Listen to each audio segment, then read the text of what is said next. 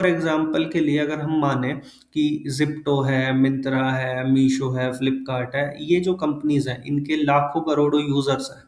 इनका डेटा हम एक्सेल पे नहीं रख सकते क्योंकि एक्सेल की लिमिट हो गई। 10,48,576 एंट्रीज कर सकते हो आप। इतनी रोज होती है तो इतनी एंट्री होगी एक शीट के अंदर।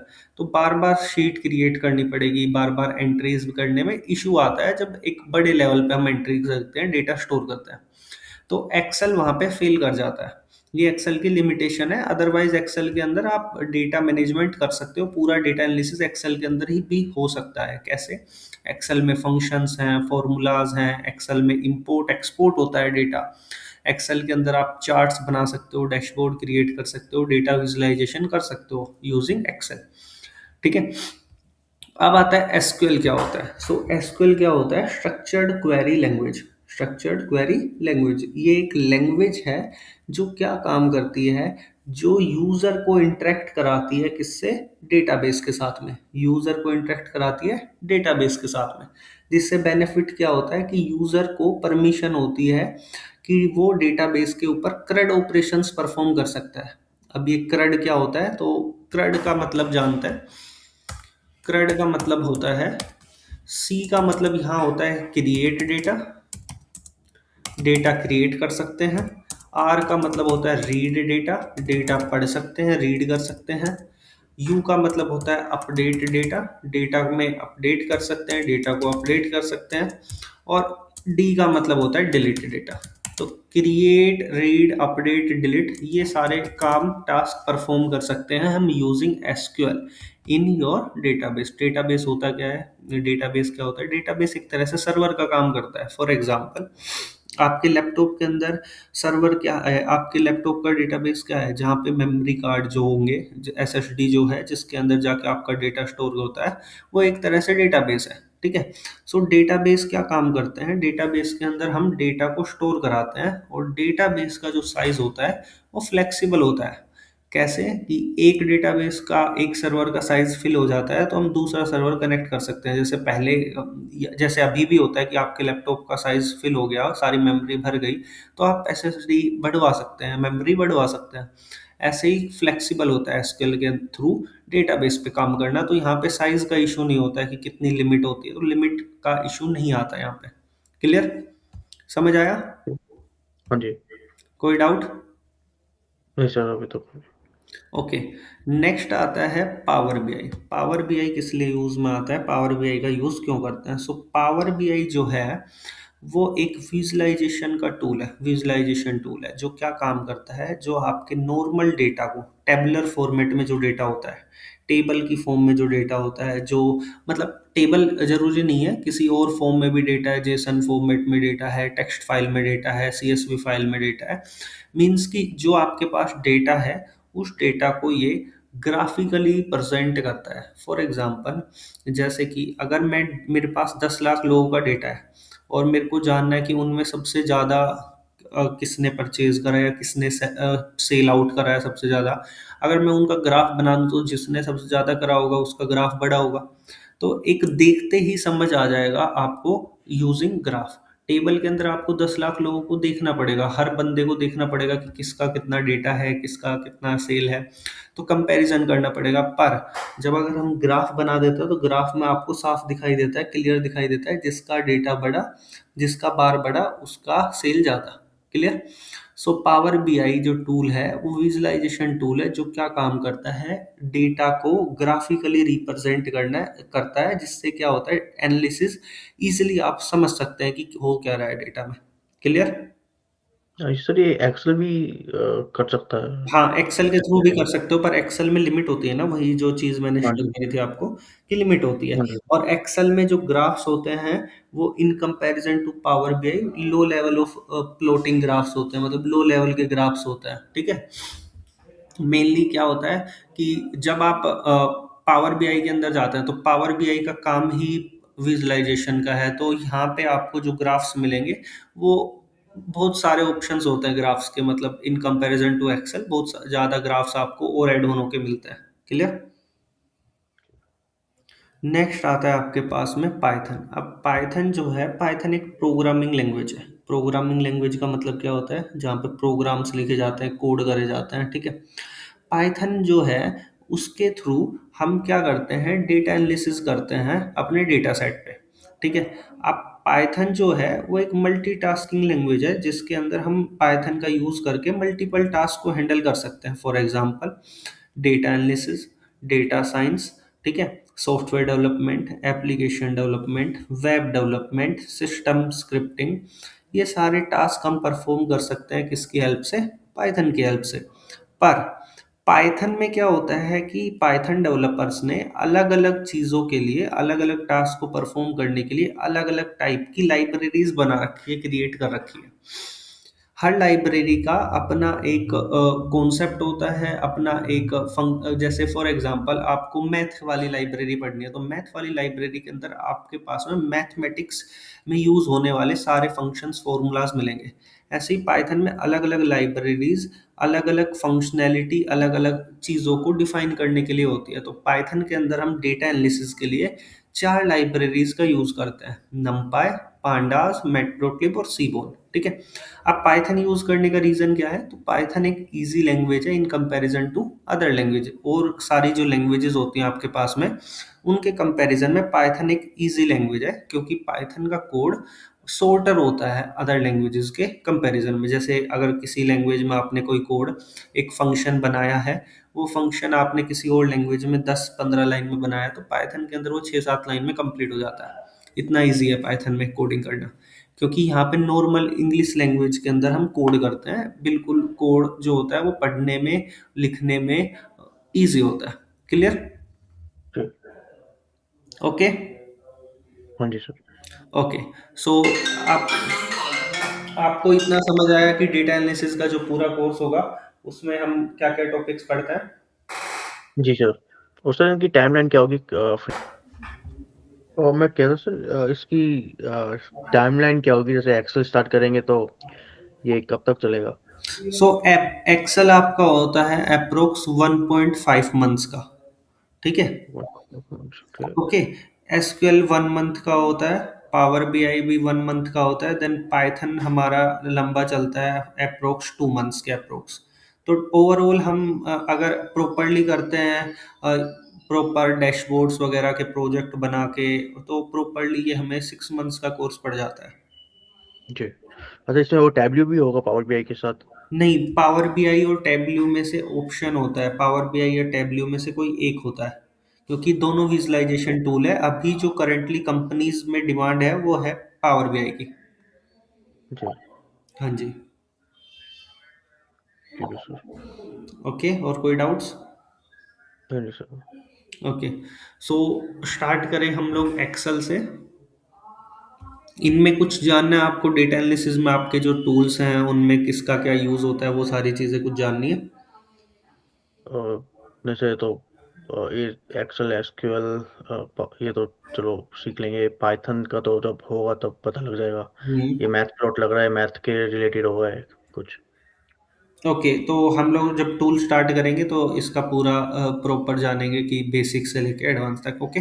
सो अभी जी। के लिए हम एक्सेल स्टार्ट करने वाले हैं, एक्सेल के अंदर काम करने वाले हैं। ओके, एक बार रीओपन करते हैं। एक्सेल के अंदर जो फाइल होती है उसको वर्कबुक बोला जाता है। वर्कबुक क्यों बोला जाता है, जैसे फॉर एग्जांपल हमारे पास एक सिंगल पेज है, क्या हम सिंगल पेज को नोटबुक बोल सकते हैं? नहीं। मल्टीपल पेजेस के कलेक्शन को क्या बोला जाता है, नोटबुक या बुक बोला जाता है। कि मल्टीपल पेजेस है तभी वो बुक या नोटबुक बोला जाता है, ठीक है। सिंगल पेज हाँ को हम पेज ही बोलते हैं। ऐसे ही जी। एक्सेल के अंदर क्या होता है कि यहाँ पे कलेक्शन ऑफ सीट्स होता है, तो कलेक्शन ऑफ सीट को हम बोलते हैं वर्कबुक। तो एक्सेल में जो आप फाइल जो बनती है, जो एक्सएलएस फाइल बनती है, उसको वर्कबुक बोला जाता है, ठीक है। तो आप ब्लैंक वर्कबुक भी ले सकते हैं, या फिर टेम्पलेट मिलते हैं यहाँ पे कुछ बने बनाए, उन टेम्पलेट्स को भी यूज कर सकते हैं। क्लियर? होम पे अगर हम आए तो यहाँ पे ऑप्शन आता है रिसेंट का या फेवरेट। आपने कोई पेज या फाइल, कोई वर्कबुक को फेवरेट करके स्टोर करा रखा है, या शेयर्ड, कुछ शेयर हुआ था आपके पास में, तो वो ऑप्शन आता है।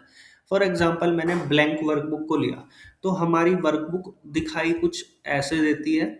ये आपकी एक्सेल की वर्कबुक होती है जिसमें वर्कशीट्स पे काम होता है। देखो ये शीट जो बनती है, इनको बोला जाता है वर्कशीट्स, एक्सेल की शीट्स, जो आप मल्टीपल बना सकते हैं एक वर्कबुक के अंदर। तो आपकी वर्कबुक का नाम बुक वन नाम से आया है, बुक वन आपकी वर्कबुक का नाम है। तो एक्सेल के अंदर जब आप एक फाइल या एक वर्कबुक क्रिएट करते हैं तो उसका डिफॉल्ट नेम बुक वन होता है, जिसको जब आप क्लोज करने जाते हैं, कुछ लिखा तो क्लोज करने जाओगे तो ये सेव कराने का, डोंट सेव का ऑप्शन आएगा, तब आप नाम चेंज कर सकते हो वर्कबुक का, जो भी आपको नाम रखना है, या डायरेक्टली कंट्रोल एस शॉर्टकट का यूज करके भी आप चेंज कर सकते हैं। क्लियर?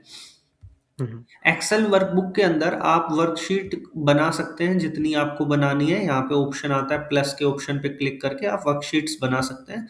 डिलीट करनी है तो राइट क्लिक करके वर्कशीट्स को डिलीट कर सकते हैं, तो ये डिलीट भी होती रहेगी, बना भी सकते हो और डिलीट भी कर सकते हो। क्लियर? सो एक जो आपके पास एक्सेल की वर्कशीट होती है, जो शीट होती है, उसके अंदर जो रोज होती हैं वो रोज होती हैं आपके पास 10,48,576, ठीक है। और जो आपके पास कॉलम्स होते हैं, कॉलम्स होते हैं 16,000 प्लस, ये कॉलम्स होते हैं आपके पास एक्सेल के अंदर एक शीट के अंदर। तो मल्टीपल शीट्स आप बना सकते हैं यहाँ पे, ठीक है। शीट का नाम भी आप चेंज कर सकते हैं। फॉर एग्जांपल इसका मेरे को एबीसी नाम रखना है, तो डबल डबल टैप करके आप नाम भी चेंज कर सकते हैं। क्लियर? सो रोज और कॉलम्स के आपस में इंटरसेक्ट करने से ये छोटे छोटे बॉक्सेस बनते हैं। इन छोटे छोटे हम्म। रेक्टेंगुलर बॉक्सेस को बोला जाता है सेल। क्लियर? जी। ओके।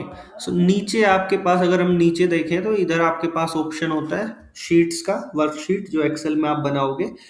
इधर आपके पास में लेफ्ट राइट एरो होते हैं जिन पे क्लिक करके आप ज्यादा शीट बना लेते हो तो मूव करा सकते हो। प्लस के साइन पे क्लिक करके आप शीट ऐड कर सकते हो जो शीट आपको चाहिए, ठीक है। इधर स्लाइडर का ऑप्शन होता है जिससे आप मूव करा सकते हो अपनी शीट को। जूम इन जूम आउट का ऑप्शन होता है, शीट को जूम कराना है, जूम आउट कराना है। क्लियर? जी। ओके।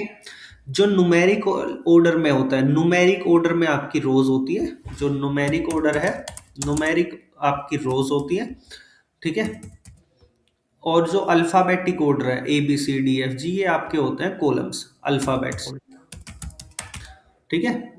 सो अल्फाबेटिक ऑर्डर में आपके रोज होते हैं और कॉलम्स आपके होते हैं, रोज होती है न्यूमेरिक ऑर्डर में, कॉलम्स होते हैं आपके अल्फाबेटिक ऑर्डर में। क्लियर? और इनके इंटरसेक्ट करने से ये छोटे छोटे रेक्टेंगुलर बॉक्सेस बनते हैं जिनको बोला जाता है सेल। सेल का जो नाम होता है, सेल का कोई ना कोई नाम होता है, जो नाम डिफाइन होता है सेल को, वो कैसे होता है? Column name and row number. तो इस कॉलम का नाम क्या है? जे। रो नंबर क्या है? 12। तो J12 इस का। सेल का नाम है जो आपको यहाँ पे विजिबल होता है कि सेल का नाम क्या है। सो सेल का नाम क्या है? J12। कैसे पता चला? कॉलम नेम, रो नंबर दोनों के कंबाइन होने से सेल का नाम बनता है। फॉर एग्जांपल मेरे को इस सेल का नाम देखना है तो ऊपर कॉलम नेम क्या है? N, रो नंबर क्या है? 5, तो N5 इस सेल का नाम है, ऊपर दिखाई देता है। क्लियर? जी। यहाँ पे आपको फॉर्मूला बार मिलता है कि अगर आप यहाँ पे कुछ भी लिखोगे वो सेल में दिखाई देगा। फॉर्मूला लिखते हो, फंक्शन लिखते हो, वो सेल में आपको विजिबल होगा। क्लियर? ठीक है। हम्म। नी इसके ऊपर, फॉर्मूला बार के ऊपर आपके पास मल्टीपल सेक्शंस होते हैं, clipboard, font, alignment, number, style, cell, editing. ये सारे सेक्शन अलग अलग टैब में चेंज होते रहते हैं। इंसर्ट टैब के अलग अलग सेक्शन है, पेज लेआउट के अलग, फॉर्मूला के अलग, डेटा के अलग, रिव्यू के अलग होंगे, व्यू के अलग होंगे। तो ये अलग अलग ऑप्शंस आपको, सेक्शंस आपको देखने को मिलते हैं, क्योंकि जो टैब का नाम होता है होम टैब, तो होम पेज के ऊपर एडिटिंग करने के सारे ऑप्शंस होम टैब में होंगे। इंसर्ट टैब, इंसर्ट टैब के अंदर आपके पास में बाहर से कुछ भी एक्सेल सीट के अंदर इंसर्ट करने का ऑप्शन यहाँ पे मिलेंगे। कुछ से पिक्चर्स, इलस्ट्रेशंस, इमेजेस, स्क्रीनशॉट, जो कुछ भी बाहर से आपको एक्सेल शीट में एंटर कराना है, इंसर्ट कराना है, वो आपको यहाँ पे ऑप्शंस मिलता है। क्लियर? नेक्स्ट आता है पेज लेआउट। पेज लेआउट के अंदर आपको पेज का सेटअप करने के लिए आपको यहाँ पे ऑप्शंस, फंक्शंस, टूल्स मिलते हैं। फॉर्मूला टैब में आपको सारे फॉर्मूलाज मिलेंगे रिसेंटली जो जो आपने यूज करे होंगे, financial formula, logical, text, date, time, lookup के, मैथ, ट्रिग्नोमेट्री के, और ये फंक्शंस आपको मिलता है। ठीक है। डेटा टैब में आपको डेटा से रिलेटेड सारे ऑप्शन, सारे टूल्स मिलेंगे। डेटा इंपोर्ट करना, डेटा एक्सपोर्ट करना, डेटा पे फिल्टर लगाना, और ये सारे ऑप्शंस। रिव्यू के अंदर आप अपने पेज का रिव्यू कर सकते हैं कि आपने अपने पेज में कोई स्पेलिंग मिस्टेक तो नहीं करी है। पेज में आपको पेज में को ट्रांसलेट करना है हिंदी से इंग्लिश में, कमेंट डालने हैं, उसके बाद प्रोटेक्शन के लिए पासवर्ड लगाना है शीट के ऊपर, वर्कबुक के ऊपर पासवर्ड लगाना है, तो वो रिव्यू टैब के अंदर आपको ऑप्शन मिलेंगे। व्यू टैब के अंदर आपके पास ऑप्शन होंगे पेज को दिखाना कैसे है। ठीक है, पेज जूम होके आएगा, कितना जूम होके आएगा, पेज फुल विंडो में ओपन होगा या पेज नॉर्मली विंडो में पेज लेआउट के फॉर्म में ओपन होगा, तो कैसे आपको ओपन करना है। क्लियर। तो हर टैब का अपने नाम के हिसाब से फॉर्मेटिंग डिजाइनिंग का काम होता है। ठीक है।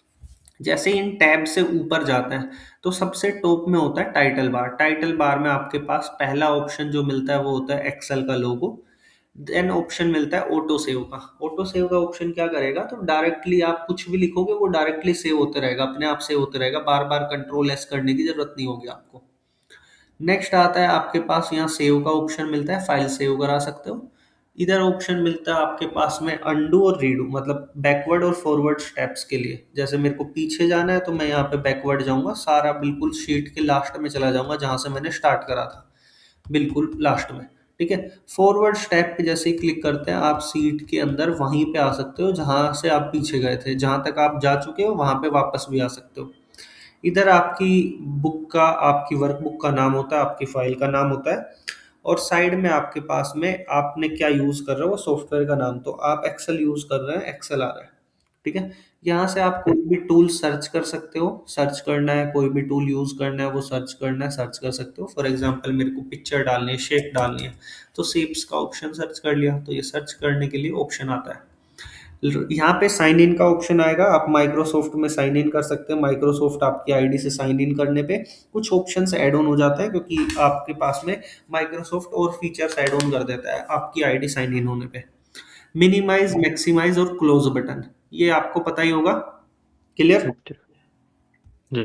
यहाँ पे फाइल का ऑप्शन आता है सबसे पहले, उसको और जान लेते हैं। स्टार्ट करेंगे हम फाइल के ऑप्शन से ही सबसे पहले। तो फाइल के ऑप्शन पे जैसे ही आप आते हो तो फाइल के ऑप्शन में आपको होम पेज मिलता है, जिसमें आप ब्लैंक वर्कबुक लेना है, आपको एक्सेल की सीट लेनी है, या किस टाइप का टेम्पलेट लेना है। वो टेम्पलेट कुछ बने बनाए आते हैं डिफॉल्ट, उनका आप डायरेक्टली यूज कर सकते हो। क्लियर। इसके बाद ऑप्शन आता है न्यू, कि न्यू पेज लेना है, और यहाँ पे भी टेम्पलेट के ऑप्शन आता है कौन सा टेम्पलेट लेना है, ये कुछ बने बनाए टेम्पलेट मिल जाते हैं एक्सेल के। नेक्स्ट आता है ओपन का ऑप्शन। अगर आपके पास पहले से कोई फाइल है, कोई भी एक्सेल फाइल, कोई वर्कबुक है, उसको आप ओपन कर सकते हो, पहले आपने अगर बना के रखी हुई है तो। शेयर का ऑप्शन आता है, शेयर कर सकते हो मेल के थ्रू या कैसे भी, आप साइन इन करके माइक्रोसॉफ्ट से भी शेयर कर सकते हो अपनी इस एक्सेल फाइल को। इंफॉर्मेशन का ऑप्शन आता है जहाँ पे आपको अपनी शीट के बारे में इंफॉर्मेशन होती मिलती है, शीट कब क्रिएट करी थी, किसने क्रिएट करी थी, प्रोटेक्ट करना है शीट को, इंस्पेक्ट करना है, हिस्ट्री देखनी है शीट में करा क्या है अभी तक। सेव कराने का ऑप्शन आता है, सेव करा सकते हो, किस नाम से सेव कराना है वो सारा ऑप्शन आपके पास आएगा। प्रिंट आउट निकलवा सकते हो, पेज के अंदर प्रिंट निकलवाना है, शीट का प्रिंट आउट निकलवाना है, कितनी कॉपीज निकलवानी है, किस प्रिंटर से निकलवानी है, कितना साइज रहेगा, पोर्ट्रेट रहेगा, लैंडस्केप रहेगा, किस साइज में आपका पेज बाहर आएगा। ठीक है। लेटर साइज रहेगा, A4 साइज शीट रहेगी, A3 साइज शीट रहेगी। ये सारे ऑप्शंस आपको प्रिंट के ऑप्शन में मिलेंगे। इनके लिए शॉर्टकट कीज भी होती है। एक्सपोर्ट का ऑप्शन आता है नेक्स्ट। एक्सपोर्ट के ऑप्शन में आप एक्सेल के फाइल को कहीं और लेके जा सकते हो। इंपोर्ट में यहाँ पे आप डेटा कहीं और से एक्सेल में लेके आ सकते हो। लास्ट ऑप्शन आता है क्लोज का, तो क्लोज कर सकते हो, क्लोज बटन आपको मिलेगा। वापस